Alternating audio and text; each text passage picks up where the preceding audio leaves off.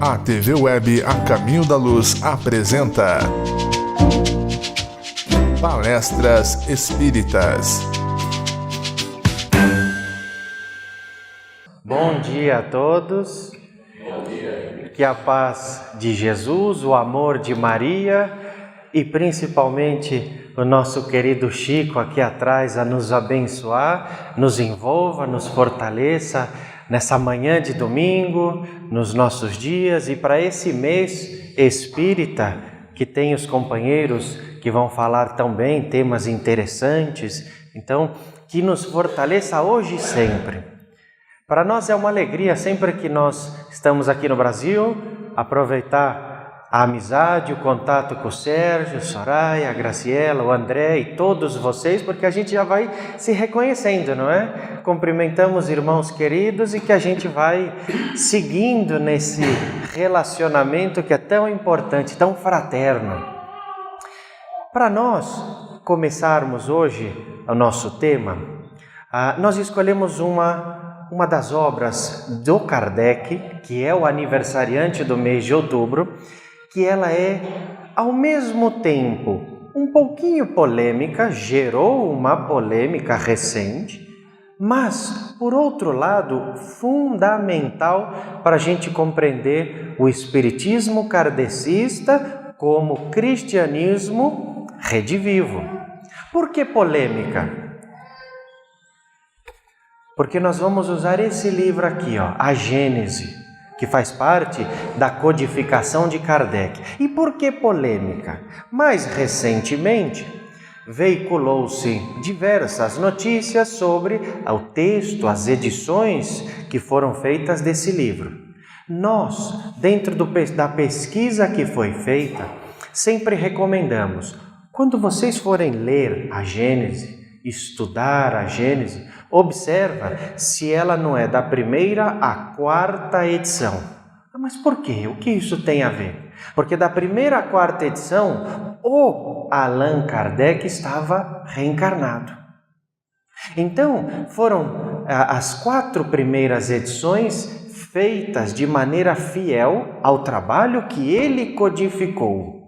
Surgiram edições posteriores, com algumas alterações, independente de quais sejam, mas não se relacionam num primeiro momento com o trabalho da codificação do Kardec. Então, por isso que gerou muita dúvida. Então, quando vocês forem ler, pesquisar a Gênese, observem esse pequeno detalhe.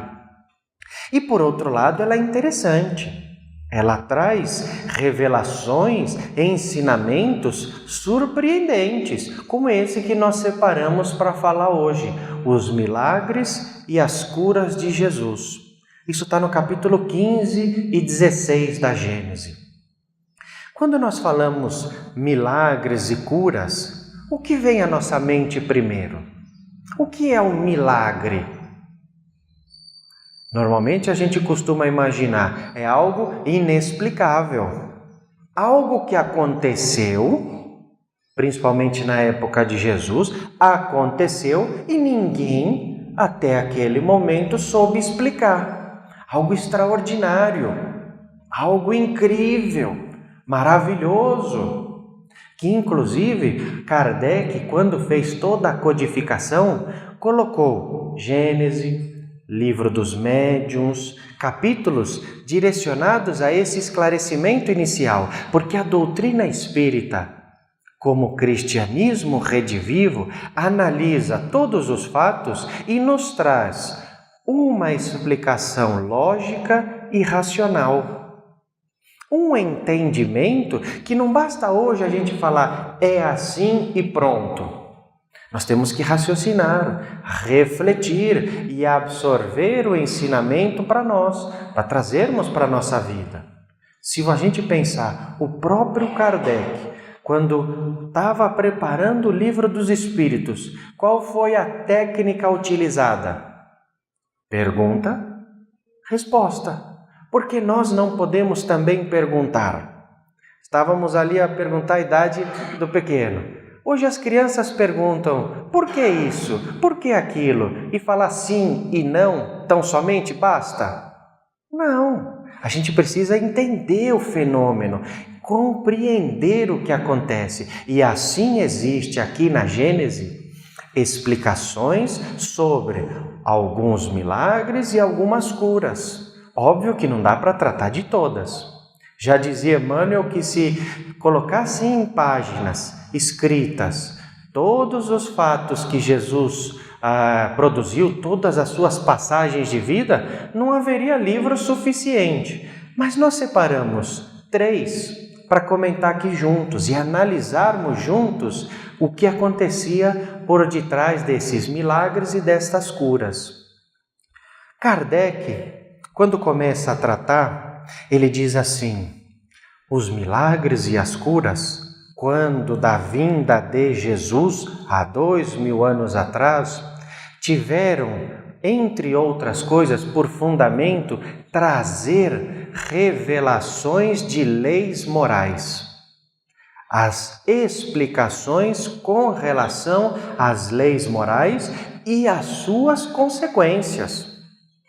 Veja que as leis morais, lei de justiça, amor e caridade, lei do trabalho, lei do progresso, lei de adoração e outras mais, que a gente encontra no Livro dos Espíritos, sempre existiram.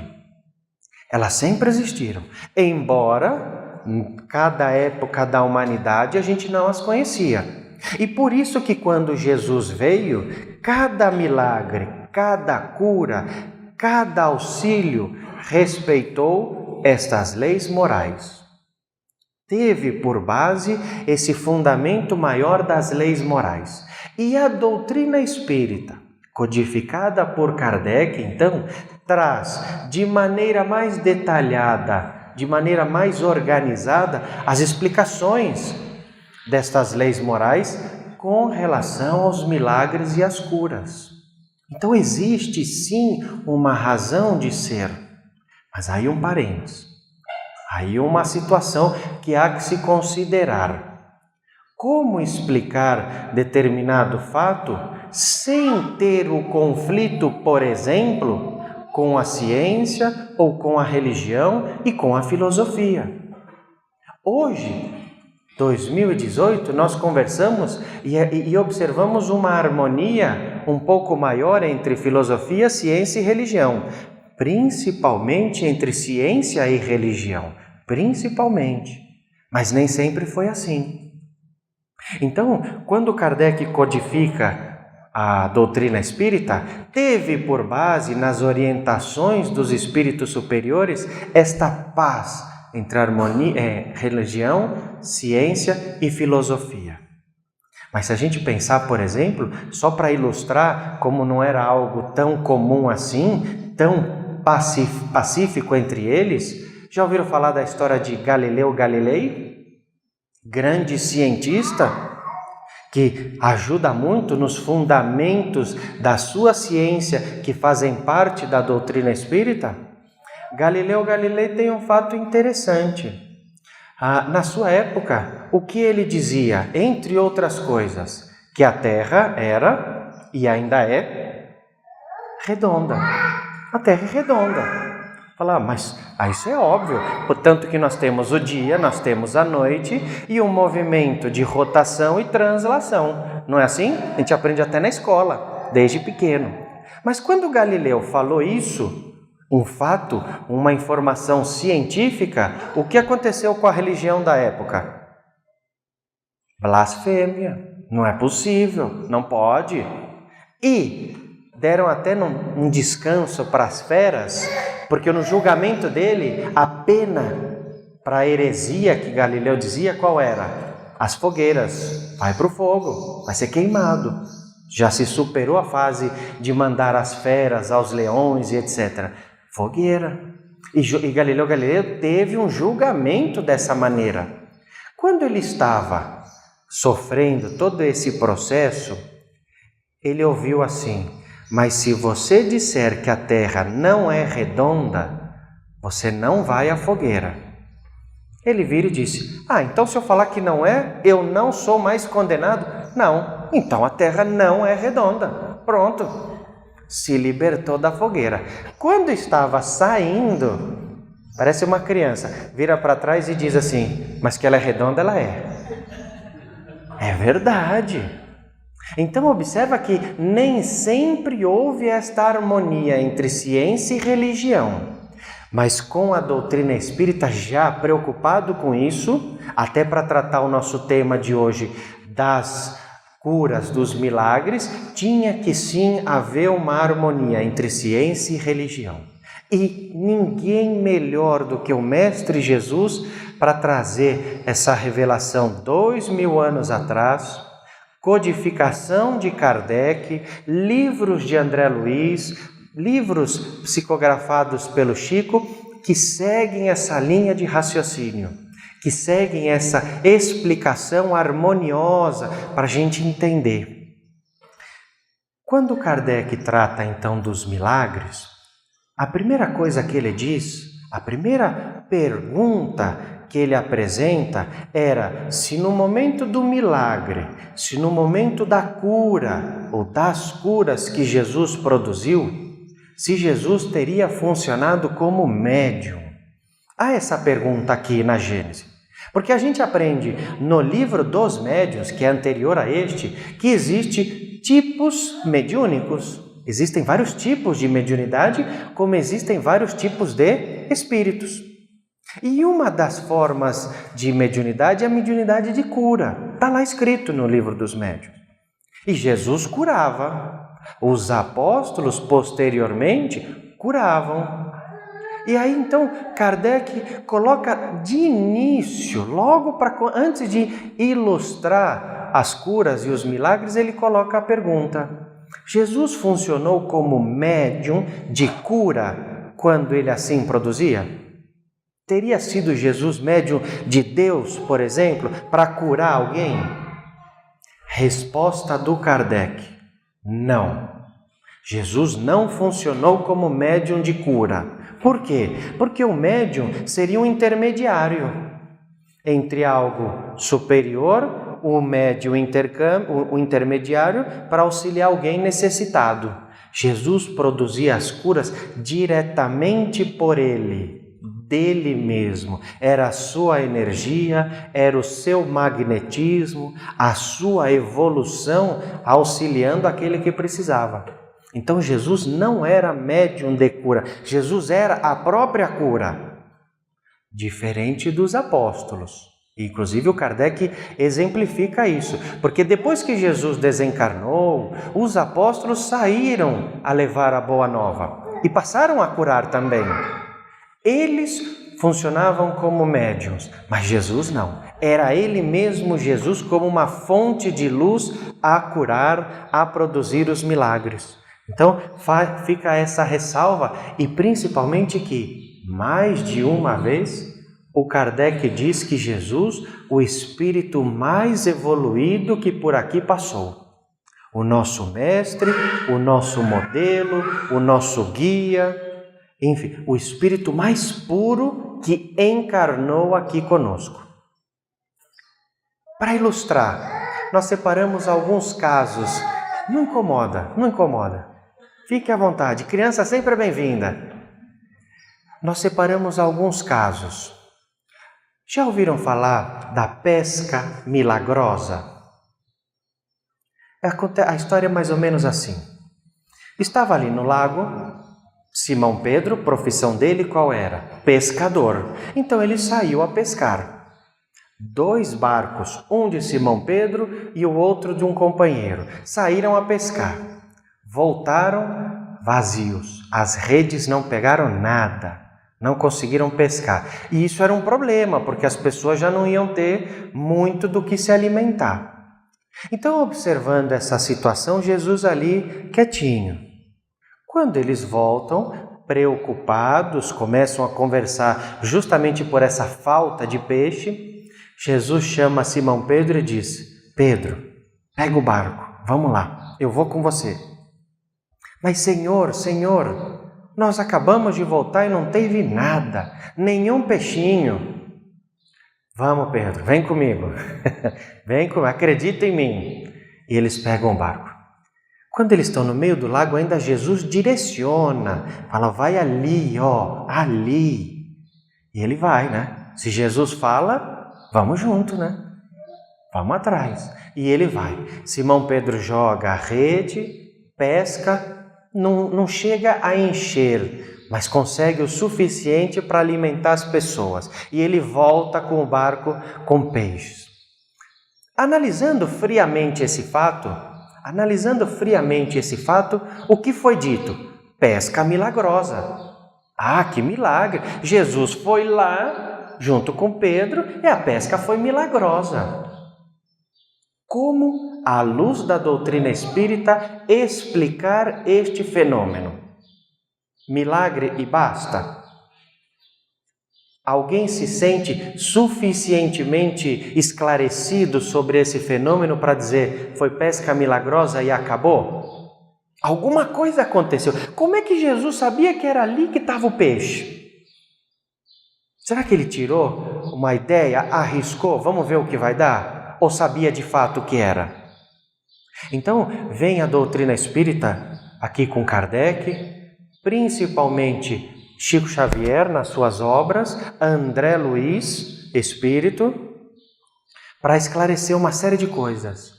Faltava no entendimento uma peça-chave, um elemento que nasceu com o cristianismo e foi desenvolvido com o espiritismo, mais esclarecido, que é essa pecinha que chama elemento espiritual. Elemento espiritual que ajuda a entender, porque espíritos sempre existiram, as leis morais, nós falamos agora há pouco, sempre existiram, então havia algo por detrás que as pessoas não viam, ou se viam, não compreendiam. E nesse exemplo da pesca milagrosa, há uma explicação com essa peça-chave chamada elemento espiritual. Quer ver só? A gente prende no livro Os Mensageiros, de André Luiz, Depois do Nosso Lar. Existem nessa natureza maravilhosa aqui, ó, nos rios, nos mares, nas árvores, espíritos elementais da natureza. Espíritos que fazem parte da natureza, que ajudam, porque a gente sente às vezes das árvores, das plantas, o magnetismo, uma energia. Aí uma vez comentando isso, ainda em Portugal, fala assim, então quer dizer que planta e árvore reencarna, tem espírito? Esse é o elemento espiritual da natureza, tem espírito? Aí a gente para e ainda pensa assim, cuidado, vamos refletir junto. Se árvore e planta tem espírito, então é médium. Então tem que ser médium. Se tem espírito, é médium e reencarna. Vocês já viram reencarnação de plantas? Já viram uma plantinha gestante para nascer outra? Não tem espírito. Tem princípio vital, tem força, tem energia, mas não tem espírito. É diferente como nossa raça hominal e raça animal. Mas plantas, o reino vegetal e mineral não. Tem princípio vital. E justamente esses espíritos da natureza ajudam nesse magnetismo, que muito provavelmente direcionaram ali os peixes e Jesus, percebendo esse contexto maior, já sabia aonde ir. Já sabia aonde o local necessário para ir pescar. Então esse elemento espiritual que ninguém percebeu na época e chamou de pesca milagrosa, tem por detrás esse fator espiritual dessas entidades que ajudam. E se não quiserem nem considerar dessa maneira, podem ter certeza, Jesus tinha uma evolução espiritual tão superior à nossa, tão sublime, que ele sozinho poderia direcionar os peixes para ali estarem no local, para que a rede pudesse pescá-los, porque ele tinha essa força. Então, existe uma explicação, não é pesca milagrosa. E as curas? As curas são interessantes. Também se aplica o mesmo raciocínio? As diversas curas que foram feitas também têm um elemento espiritual por detrás? Porque muitas vezes foram diversas pessoas curadas. Cegos, deficientes visuais, deficientes físicos, uma série de pessoas que aproveitavam a presença e o fato de Jesus estar ali passando e foram curadas. Tem elemento espiritual aí também? Tem algo por detrás que auxiliou na cura destas pessoas? Isso se a gente não considerar a quantidade de espíritos que também estavam presentes. Que Jesus não caminhava sozinho. Era uma multidão de encarnados e de desencarnados. Nós separamos 3 casos para a gente comentar juntos aqui, para nós analisarmos. O primeiro é de uma jovem. O caso é conhecido como a perda de sangue, se depois vocês procurarem aqui na Gênesis. Era uma jovem que há 12 anos tinha um sangramento ininterrupto.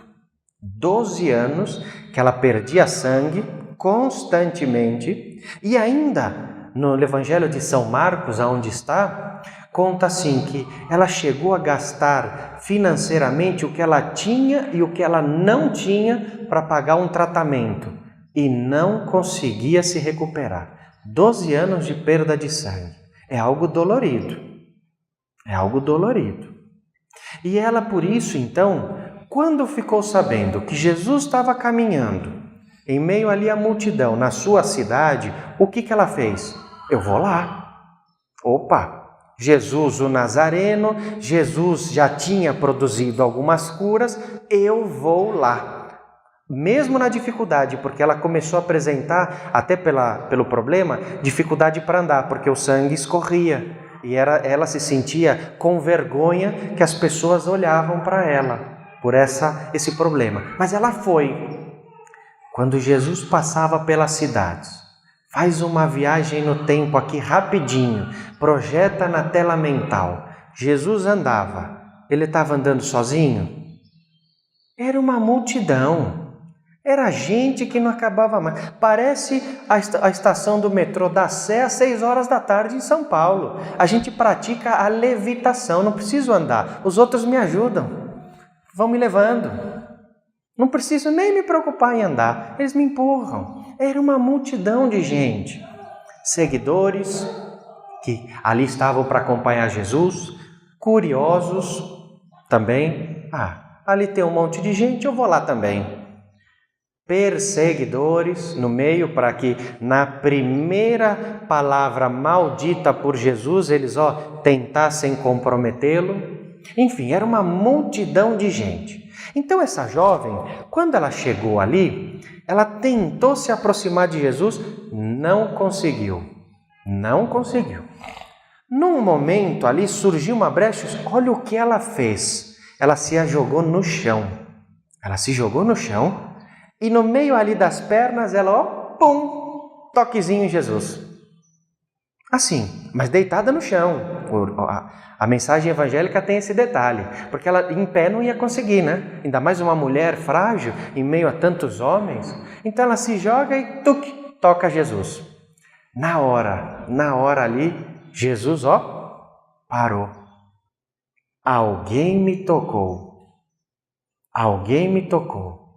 E um dos apóstolos, que estava ali, Tiago, diz assim, mas Senhor, aqui tem um monte de gente, claro que alguém vai tocar. A gente acaba esbarrando um no outro, é óbvio que toca. Falou, não, uma virtude saiu de mim. Assim que está na mensagem evangélica. Uma virtude saiu de mim, alguém me tocou.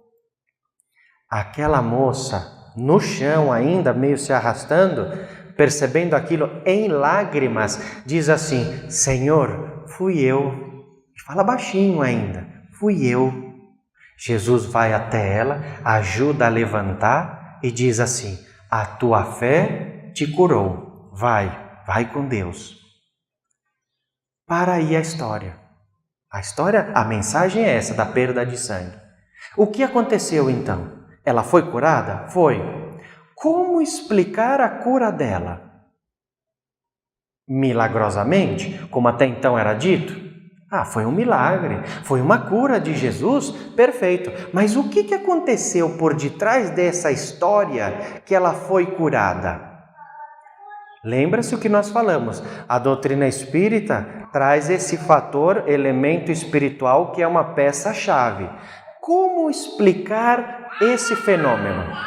Porque se ela foi curada, não teve mais sangramento. Primeiro, o que é a virtude que saiu de Jesus? O que é quando ele parou e disse, uma virtude saiu de mim? O que é isso?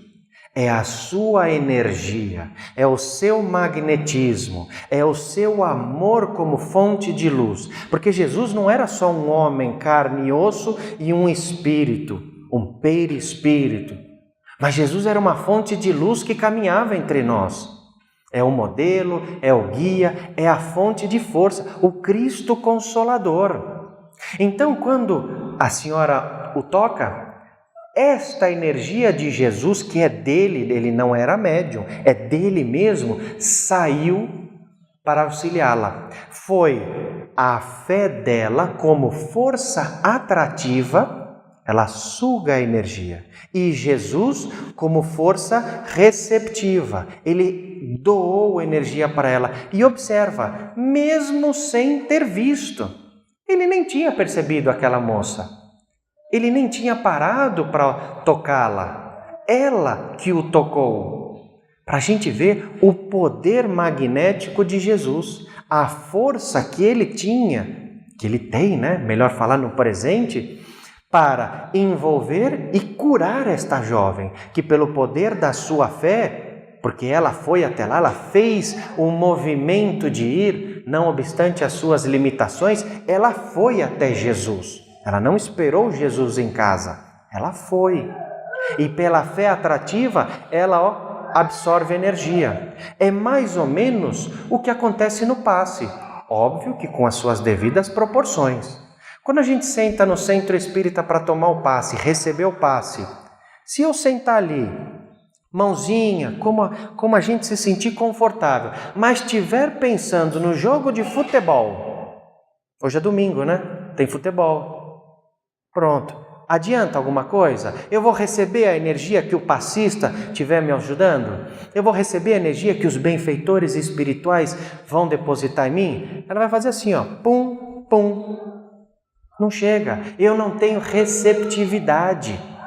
Eu crio uma barreira, porque a minha mente está em outra coisa.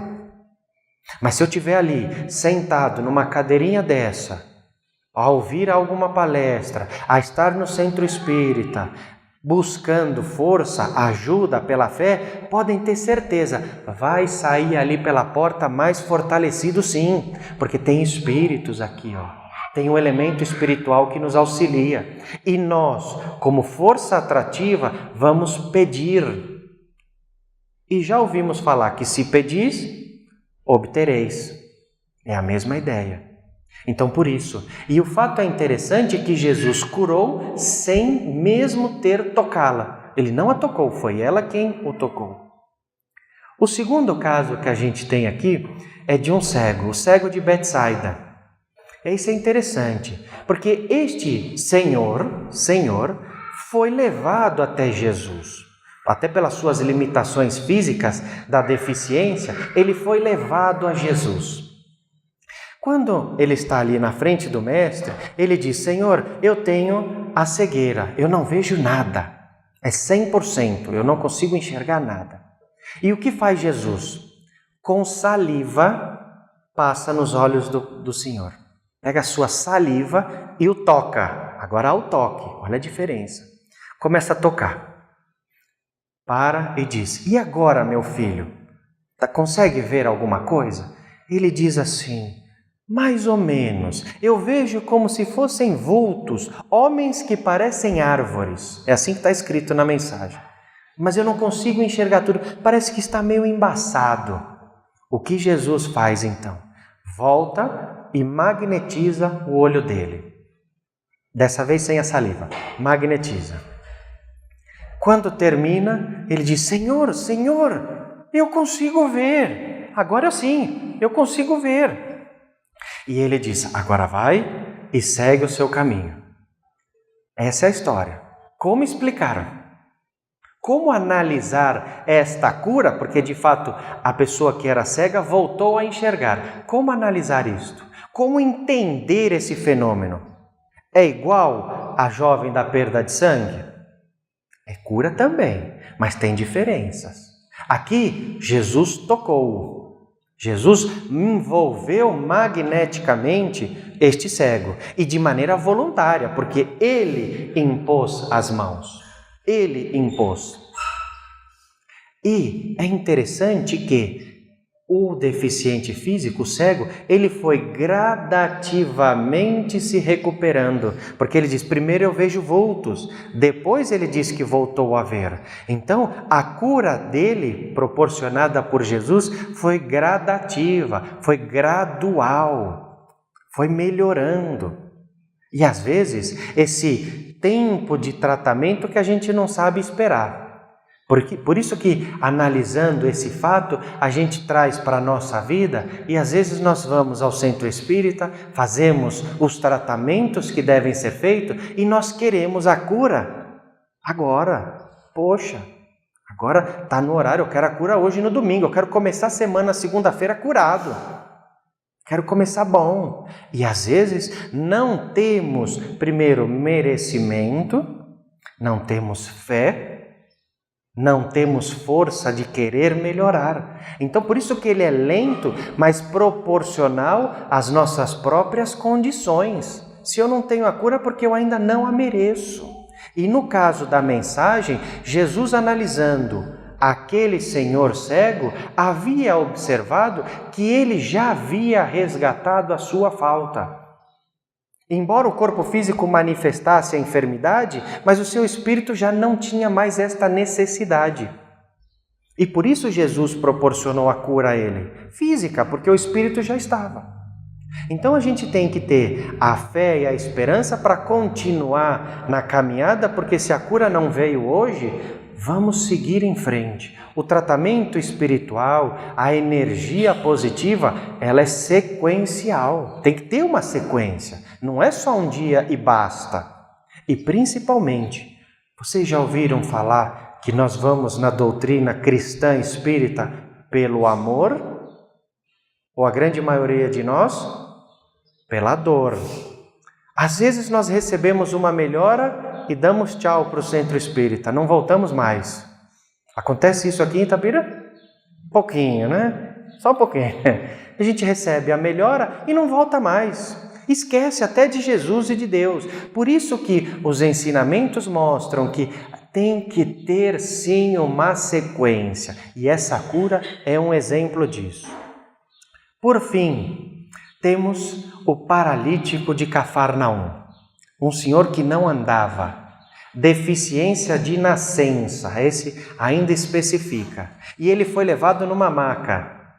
Ele foi levado numa maca a Jesus. Jesus, quando depara, olha o senhor ali deitado, por 10 segundos fica em silêncio. 10 segundos. Que às vezes, se a gente contar aqui 10 segundos, parece bastante, né? Falando é pouco, mas na prática, 10 segundos é muito. Mas ele fica em silêncio. Olha, não toca, não tocou o Senhor. E diz assim, meu filho, os teus pecados foram perdoados. Os teus pecados foram perdoados. Levante. Levanta. O Senhor faz um esforço, como com medo, porque até então ele nunca tinha dado um passo sequer na vida, não havia nunca caminhado. Ele levanta. Ele levanta, abraça Jesus, agradece e segue. Nesse contexto, os fariseus que ali estavam, porque até então nós falamos, não eram só fiéis, eram perseguidores, curiosos, etc. Os fariseus diziam, blasfêmia! Jesus está blasfemando. Como ele pode dizer a este paralítico, os teus pecados estão perdoados? E aí, Jesus ainda dá o alerta e a lição, depois da cura, falando, homens de pouca fé, Por que se preocupar com os pecados estarem ou não? É mais fácil criticar do que ajudar. Porque esse paralítico, ninguém o ajudava para dar um passo, servia de apoio para ele andar. Ele estava aí estirado. É mais fácil criticar do que ajudar. E essa é a história. Como entender essa cura? Como entender esse fenômeno? Jesus não tocou. A gente contou um que ele foi tocado, um que ele voluntariamente tocou, e agora ele nem precisou tocar. Só disse: os teus pecados foram perdoados. Quando Jesus faz essa afirmação, o que significa? Lembra dos 10 segundos que ele ficou em silêncio? Refletindo? Jesus estava respirando? E agora o que eu faço? Nesses 10 segundos, Jesus olha para o paralítico, olha para o seu corpo físico, olha para o seu perispírito, olha para o seu espírito e vê algo que a gente aprende no André Luiz, o seu mapa reencarnatório, e observa que aquela expiação dele da paralisia física já havia sido liquidada, já havia sido resgatada. Ele não precisava mais ter essa limitação. Já era um espírito que foi encaminhado para encontrar com Jesus e mostrar que aqui provas e expiações, como a gente aprende, e que quando eu expiar aquela falta, eu a supero verdadeiramente. Não preciso ficar preso a ela. Então Jesus, em 10 segundos, observou todo esse contexto e disse a ele que a falta dele já estava resgatada. Por isso, só que a palavra usada não foi compreendida à época. Hoje nós sabemos, aqui é provas, aqui é expiações. Nós temos ainda resgates a serem feitos, testes e os nossos débitos do presente ou do passado. E da mesma maneira que esse paralítico, que este cego, que esta jovem da perda de sangue, nós também temos enfermidades físicas, mentais ou espirituais. Nós carregamos essa bagagem, até por isso que nós estamos aqui. Diferente de um Chico Xavier que reencarna com uma missão de amor, nós reencarnamos com uma missão de resgate, de evolução. E por que não dizermos que nós também temos necessidade de receber a nossa cura? Podemos recebê-la? Claro! Mas nesse caso, o poder é, além de querer, ele é merecer. Merecimento. Não existe barganha com o plano espiritual, com os benfeitores. Não existe salto. Para eu conseguir receber a ajuda, seja cura, seja alívio, para eu conseguir receber isso, eu tenho que dar primeiro. É dando que se recebe. É a lei do merecimento. E aí vem Paulo de Tarso, maravilhoso, fora da caridade não há salvação. Eu tenho dificuldade, já falei aqui, eu tenho dificuldade na negativa, eu vou para a positiva. Se fora não há, dentro da caridade ou por meio da caridade, há sim a salvação. Essa salvação pode ser a cura. O caminho é a caridade, o caminho é o amor. O caminho, a verdade e a vida é Jesus. Essa é a estrada que a gente tem que seguir. E de todos esses casos que nós mencionamos, eles sempre foram de encontro a Jesus. Perceberam nos 3 exemplos? Os 3, a jovem, o paralítico e o cego, foram a Jesus. Não faz lembrar uma passagem evangélica que a gente aprende? Vinde a mim, vós todos que andais fatigados e sobrecarregados, que eu vos aliviarei. Nós temos que ir a Jesus, não é para ficar esperando, vem Senhor, eu estou aqui, vem cá, pode vir que eu estou pronto. Não é assim. Nós temos que ir a Jesus, nós temos que buscá-lo constantemente, para que a dor não doa tanto, para que a dificuldade não dificulte tanto, para que o peso das nossas faltas não incomode tanto a ponto de ficar assim, Daqui a pouco a gente não consegue nem olhar mais para frente. E ir a Jesus significa praticar os seus ensinamentos. Não é só estudar. Não é só estudar e achar que está pronto. Não é só fazer evangelho no lar e achar que está pronto. Não é só vir ao centro espírita 1, 2, 7 dias por semana e achar que está pronto. Não. É prática. É arregaçar as manguinhas aqui, ó. Eu estou de camiseta, mas finge que eu estou de manga.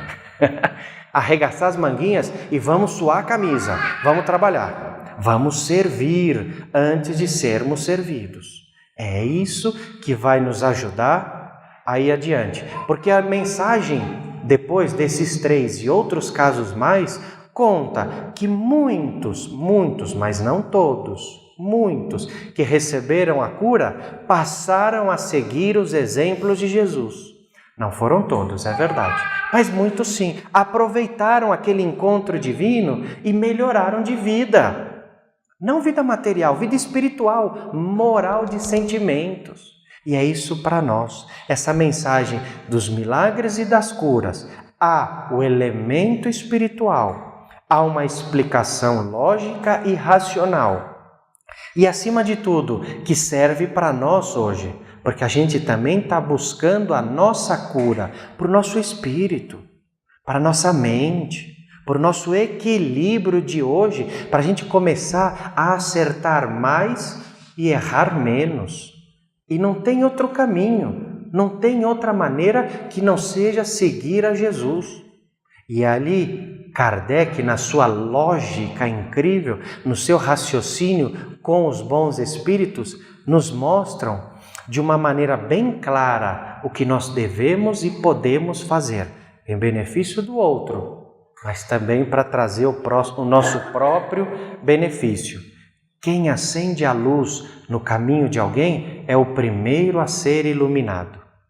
Nós agradecemos todos vocês, essa oportunidade, esse momento fraterno que a gente vem, não dá nem vontade de voltar a Portugal, porque a gente sente tão bem aqui no Brasil, né? A gente sente tão feliz em meus irmãos queridos que para nós é uma satisfação. Então, muita paz, muita luz, muita força para todos vocês, hoje e sempre. Muito obrigado.